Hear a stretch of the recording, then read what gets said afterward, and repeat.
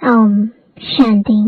आज 11 अप्रैल 2024 बाबा के महावाक्य है, मीठे बच्चे, यह बना बनाया नाटक है। इस नाटक से एक भी आत्मा छूट नहीं सकती, मोक्ष किसी को मिल नहीं सकता। प्रश्न है, ऊंचे ते ऊंचा पतित पावन बाप भोलानाथ कैसे है? उत्तर है, तुम बच्चे उन्हें चावल मुट्ठी दे महल ले लेते हो, इसलिए ही बाप को भोलानाथ कहा जाता है। तुम कहते हो शिव बाबा हमारा बेटा है। वह बेटा ऐसा है जो कभी कुछ लेता नहीं, सदा ही देता है। भक्ति में कहते हैं, जो जैसा कर्म करता है वैसा फल पाता है, परंतु भक्ति में तो अल्पकाल का मिलता।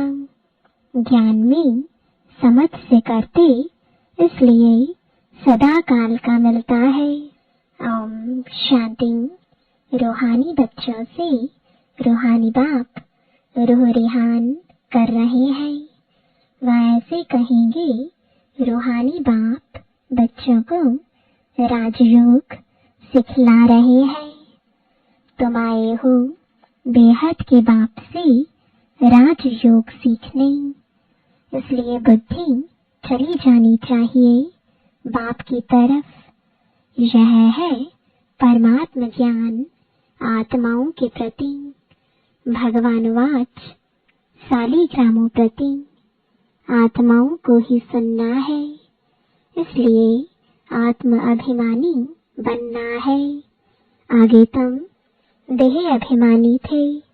इस पुरुषोत्तम संगम युग पर ही बाप आकर तुम बच्चों को आत्म अभिमानी बनाते हैं। आत्म अभिमानी और देह अभिमानी का फर्क तुम समझ गए हो। बाप ने ही समझाया है, आत्मा ही शरीर से पाट बजाती है, पढ़ती आत्मा है, शरीर नहीं। परंतु देह अभिमान होने के कारण समझते हैं फलाना पढ़ाते हैं। तुम बच्चों को जो पढ़ाने वाला है वह है निराकार, उनका नाम है शिव। शिव बाबा को अपना शरीर नहीं होता, और सब कहेंगे मेरा शरीर। यह किसने कहा? आत्मा ने कहा यह मेरा शरीर है। बाकी वह सब है जिस्मानी पढ़ाइयाँ, अनेक प्रकार की उसमें सब्जेक्ट होती है। बीए आदि कितने नाम है, इसमें एक ही नाम है। पढ़ाई भी एक ही पढ़ाते हैं, एक ही बाप आकर पढ़ाते हैं, तो बाप को ही याद करना पड़े। हमको बेहद का बाप पढ़ाते हैं। उनका नाम क्या है? उनका नाम है शिव। ऐसे नहीं कि नाम रूप से न्यारा है। मनुष्यों का नाम शरीर पर पड़ता है, कहेंगे फलाने का यह शरीर है। वैसे शिव बाबा का नाम नहीं है, मनुष्यों के नाम शरीर पर है। एक ही निराकार बाप है जिसका नाम है शिव। जब पढ़ाने आते हैं तो भी नाम शिव ही है। यह शरीर तो उनका नहीं है। भगवान एक ही होता है, 10-12 नहीं, वह है ही एक। फिर मनुष्य उनको 24 अवतार कहते हैं। बाप कहते हैं मुझे बहुत भटकाया है। परमात्मा को ठीक कर भीतर सब में कह दिया है। जैसे भक्ति मार्ग में खुद भटके हैं, वैसे मुझे भी भटकाया है। ड्रामानुसार उनके बात करने का ढंग कितना शीतल है। समझाते हैं मेरे ऊपर सबने कितना अपकार किया है, मेरी कितनी ग्लानि की है। मनुष्य कहते हैं हम निष्काम सेवा करते हैं। बाप कहते हैं मेरे सिवाय कोई निष्काम सेवा कर नहीं सकता। जो करता है उनको फल जरूर मिलता है। अभी तुमको फल मिल रहा है। गायन है कि भक्ति का फल भगवान देंगे, क्योंकि भगवान है ज्ञान का सागर। भक्ति में आधा कल्प तुम कर्म कांड करते आए हो। अब यह ज्ञान है पढ़ाई। पढ़ाई मिलती है एक बार और एक ही बाप से। बाप पुरुषोत्तम संगम युग पर एक ही बार आकर तुमको पुरुषोत्तम बनाकर जाते हैं। यह है ज्ञान और वह है भक्ति। आधा कल्प तुम भक्ति करते थे।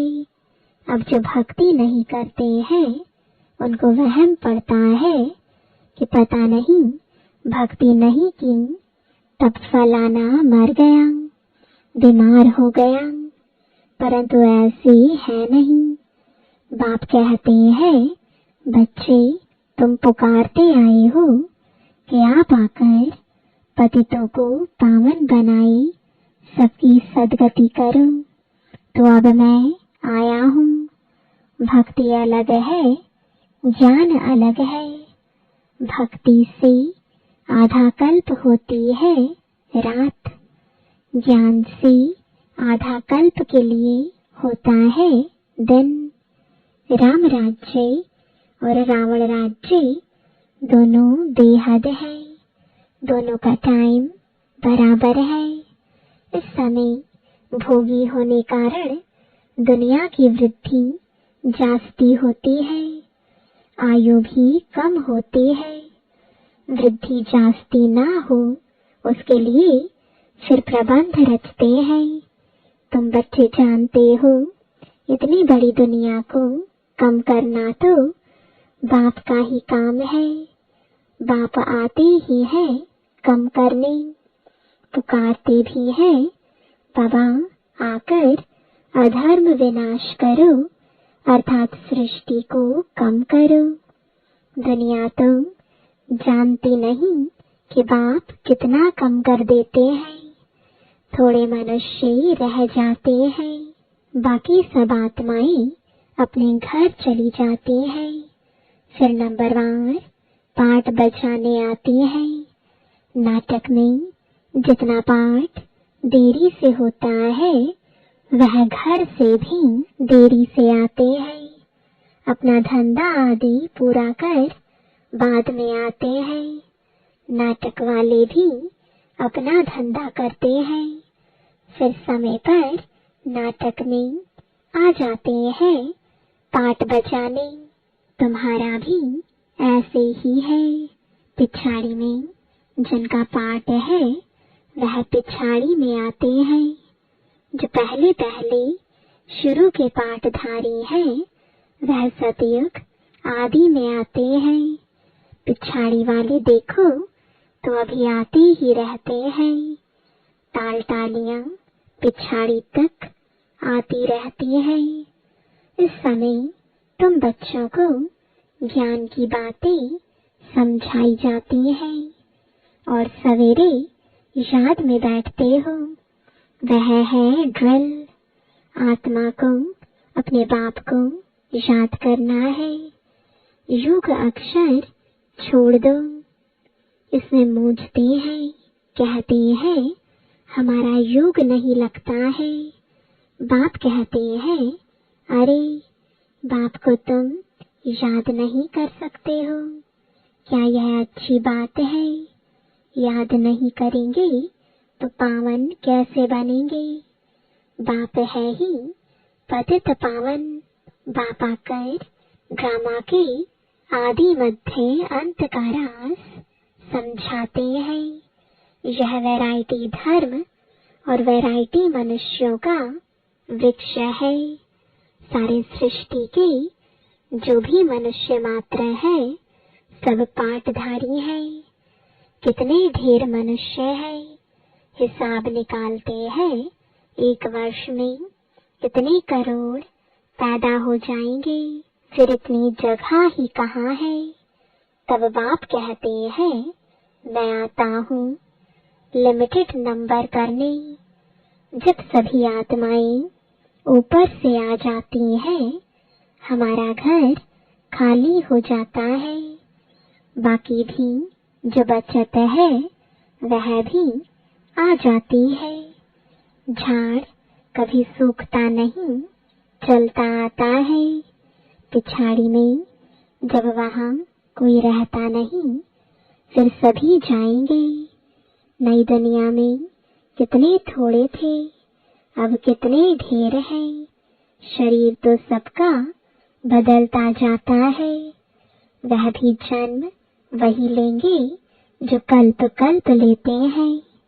यह वर्ल्ड ड्रामा कैसे चलता है, सिवाय बाप के कोई समझा ना सके। बच्चों में भी नंबरवार पुरुषार्थ अनुसार समझते हैं बेहद का नाटक कितना बड़ा है, कितनी समझने की बातें हैं।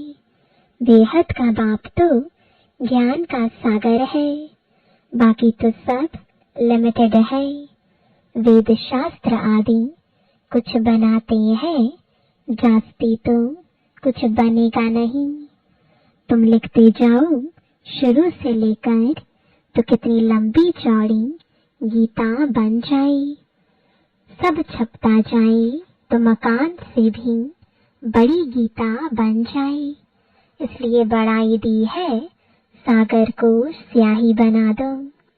फिर यह भी कह देते कि चिड़ियाओं ने सागर को हप किया। तुम चिड़ियाएं हो, सारे ज्ञान सागर को हप कर रही हो। तुम अभी ब्राह्मण बने हो, तुमको अब ज्ञान मिला है। ज्ञान से तुम सब कुछ जान गए हो। कल्प कल्प तुम यहाँ पढ़ाई पढ़ते हो, उसमें कुछ कम जास्ती नहीं होना है। जितना जो पुरुषार्थ करते हैं उनकी उतनी प्रारब्ध बनती है। हर एक समझ सकते हैं हम कितना पुरुषार्थ कर कितना पद पाने लायक बन रहे हैं। स्कूल में भी नंबरवार इम्तिहान पास करते हैं। सूर्यवंशी चंद्रवंशी दोनों बनते हैं। जो नापास होते हैं वह चंद्रवंशी बनते हैं। कोई जानते नहीं कि राम को बाण क्यों दिया है, मारामारी की हिस्ट्री बना दी है। इस समय है ही मारामारी। तुम जानते हो जो जैसा कर्म करते हैं उनको ऐसा फल मिलता है। जैसे कोई हॉस्पिटल बनाते हैं तो दूसरे जन्म में उनकी आयु बढ़ी और तंदुरुस्त होंगे। कोई धर्मशाला स्कूल बनाते हैं तो उनको अल्पकाल का सुख मिलता है। यहाँ बच्चे जब आते हैं तो बाबा पूछते हैं तुमको कितने बच्चे हैं, तो कहते हैं 3 लौकिक और 1 शिव बाबा। क्योंकि वह वर्षा देता भी है तो लेता भी है, हिसाब है। उनको लेने का कुछ है नहीं, वह तो दाता है। चावल मुट्ठी देकर तुम महल ले लेते हो, इसलिए भोलानाथ है। पतित पावन ज्ञान सागर है। अब बाप कहते हैं यह भक्ति के जो शास्त्र है उनका सार समझाता हूँ। भक्ति का फल होता है आधा कल्प का। सन्यासी कहते हैं यह सुख कागविष्टा के समान है, इसलिए घर बार छोड़ जंगल में चले जाते हैं।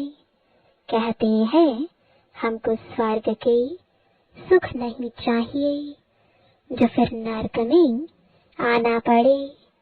हमको मोक्ष चाहिए, परंतु यह याद रखो कि यह बेहद का नाटक है। इस नाटक से एक भी आत्मा छूट नहीं सकती है। बना बनाया है, तब गाते हैं बनी बनाई बन रही, परंतु भक्ति मार्ग में चिंता करनी पड़ती है। जो कुछ पास किया है वह फिर होगा। 84 का चक्र तुम लगाते हो, यह कभी बंद नहीं होता है, बना बनाया है। इसमें तुम अपने पुरुषार्थ को उड़ा कैसे सकते हो? तुम्हारे कहने से तुम निकल नहीं सकते हो। मोक्ष को पाना, ज्योति ज्योत समाना, ब्रह्म में लीन होना, यह एक ही है। अनेक मतें हैं, अनेक धर्म है, फिर कह देते हैं तुम्हारी गतमत तुम ही जानो। तुम्हारी श्रीमत से सदगति मिलती है, सो तुम ही जानते हो। तुम जब आओ तब हम भी जाने और हम भी पावन बने। पढ़ाई पढ़े और हमारी सदगति हो।